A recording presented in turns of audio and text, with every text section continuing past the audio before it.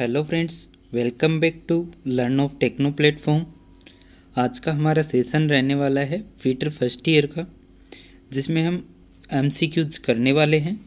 अगर आप कोई भी कंपटीशन लेवल की तैयारी करते हैं तो वीडियो को एंड तक ज़रूर वॉच करना, आपको निश्चित ही कुछ नया सीखने के लिए मिलने वाला है। आज का हमारा फर्स्ट क्वेश्चन है, निम्न ऑपरेशन का नाम क्या है? What is the name of the following operation? क्या ड्रिलिंग है, स्पॉट फेसिंग है, काउंटर सिंकिंग है या फिर काउंटर बोरिंग है? किस प्रकार का ऑपरेशन यहाँ पर दिखाया गया है? तो यहाँ पर आप ड्रिल होल इसमें देख सकते हैं, होल जो किया हुआ है, ठीक है। तो ये किस प्रकार का हमारा ऑपरेशन हो जाता है? तो इस ऑपरेशन को बोला जाता है काउंटर बोरिंग, यानी कि पहले से जो ड्रिल होल हमने अंदर कर रखा है उसी ड्रिल होल के व्यास को बढ़ाया गया है, तो इसको बोलते हैं काउंटर बोरिंग। अगर इसके कोनों को चैम्फर किया जाता, ऊपर से तिरछा किया जाता, तो ये काउंटर सिंकिंग हो जाता, ठीक है। काउंटर सिंकिंग और काउंटर बोरिंग का क्वेश्चन है वो बहुत बार एग्जाम में आता है, तो इसमें कंफ्यूज आपको नहीं होना है, ठीक है।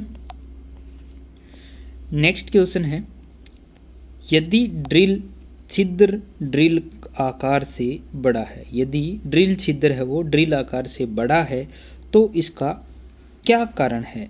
If the drill hole is larger than the drill size, what is the reason? क्या ड्रिल शार्प नहीं है? The drill is not sharp. Feed दर बहुत अधिक है, feed rate is too high. काटने की गति बहुत अधिक है, cutting speed is too high.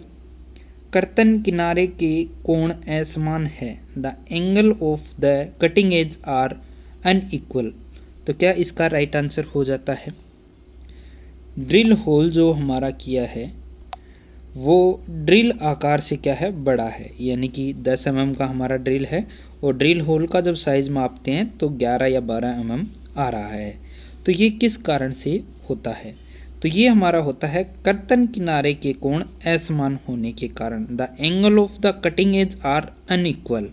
अगर कटिंग एज हमारे बराबर नहीं होंगे दोनों, तो जो हमारा पॉइंट जो बनेगा ड्रिल का वो इसके एक्सिस से बाहर बनेगा और उसी के हिसाब से जितना वो बाहर रहेगा उसी के हिसाब से ही ड्रिल अपने साइज से बड़े साइज का होल करेगा। ये क्वेश्चन भी 2 से 3 बार है वो पीछे आ चुका है, इम्पोर्टेंट क्वेश्चन है।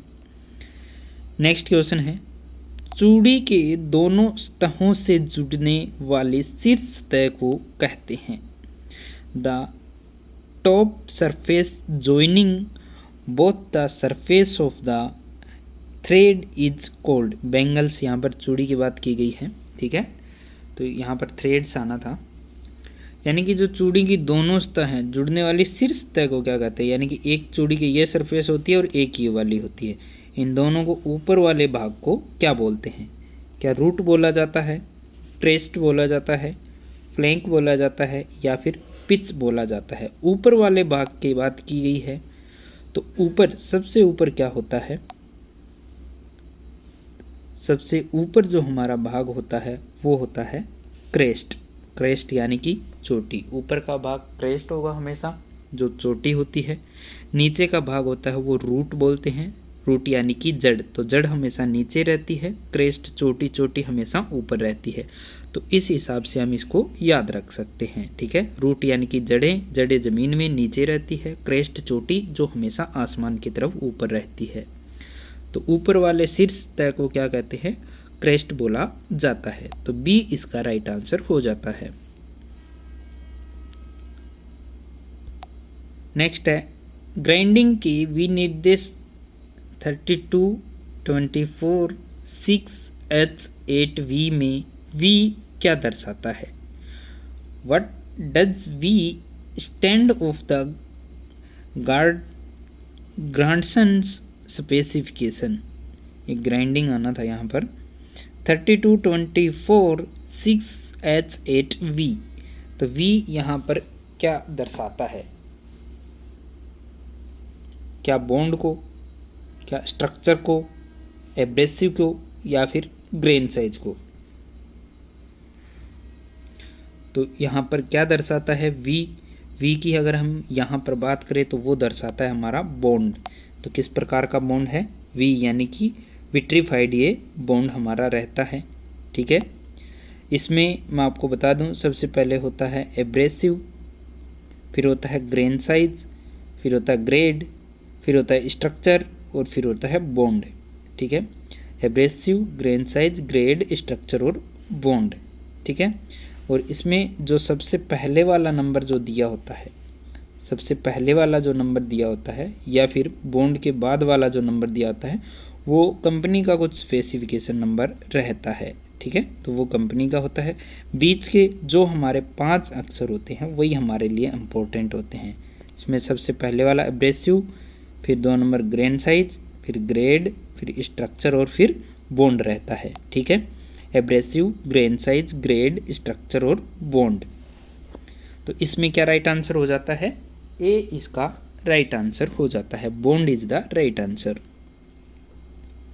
नेक्स्ट है, डाई स्टील की ग्राइंडिंग के लिए किस प्रकार की एब्रेसिव व्हील का उपयोग किया जाता है? ये एड्रेसिव लिखा है, यहाँ पर एब्रेसिव आना चाहिए था। ठीक है, which type of abrasive wheel is used for grinding die steel?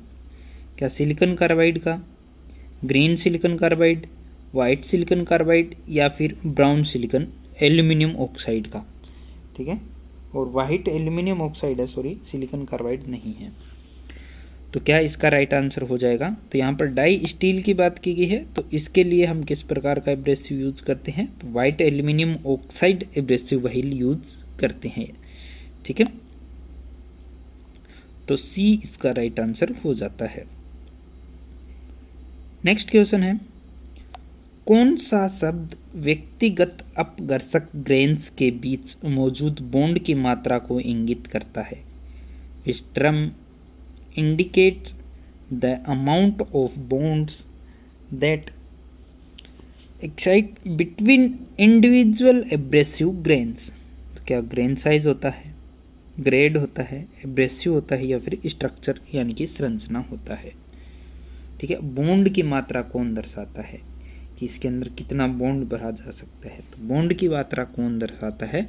तो वो उसकी संरचना यानी कि स्ट्रक्चर दर्शाता है। स्ट्रक्चर ओपन और डेंस 2 प्रकार के होते हैं। ठीक है, डिटेल वीडियो चाहिए तो आप हमारे चैनल पर देख सकते हैं। अलग अलग कटिंग टूल्स और जो अलग टूल्स हैं सारे फीटर टर्नर मशीनिस्ट के, उनके प्रॉपर वीडियो बने हुए हैं, अलग अलग प्ले लिस्ट है।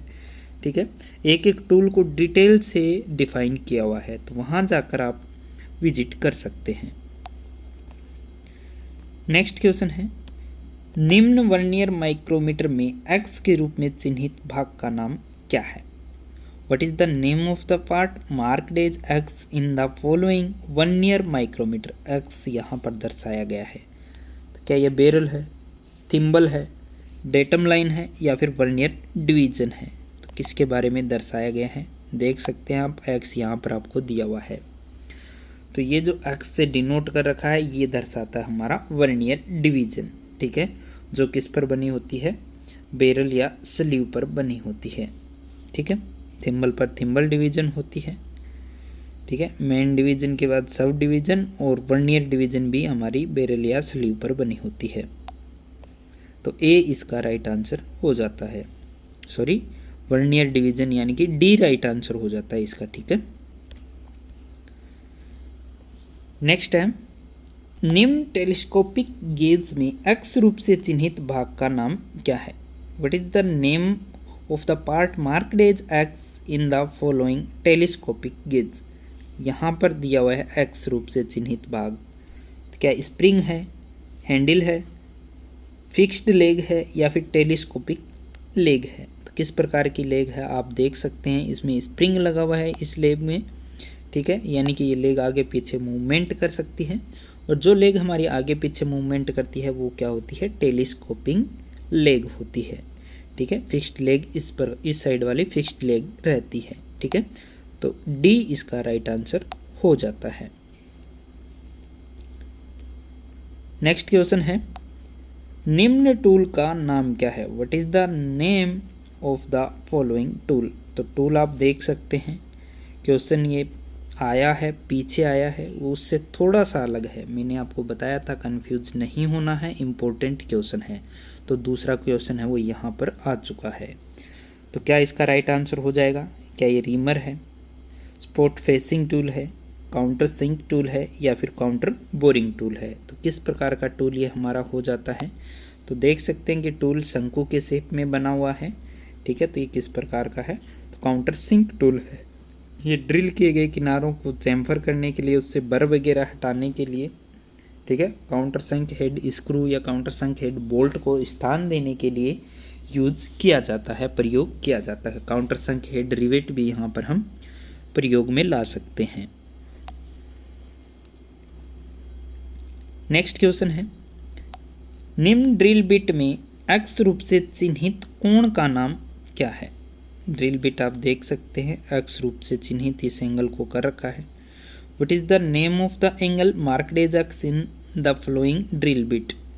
क्या हेलिक्स एंगल है, लीड एंगल है, पॉइंट एंगल है या फिर चीजल एज एंगल है? किस प्रकार का एंगल ये हो जाता है? हेलिक्स कोण, लीड कोण, बिंदु कोण या फिर छेनी का एज कोण?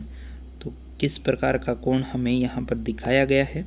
एक्स रूप से चिन्हित भाग ये है और ये हमारा किस प्रकार का एंगल एक प्रकार से डिनोट कर रहा है?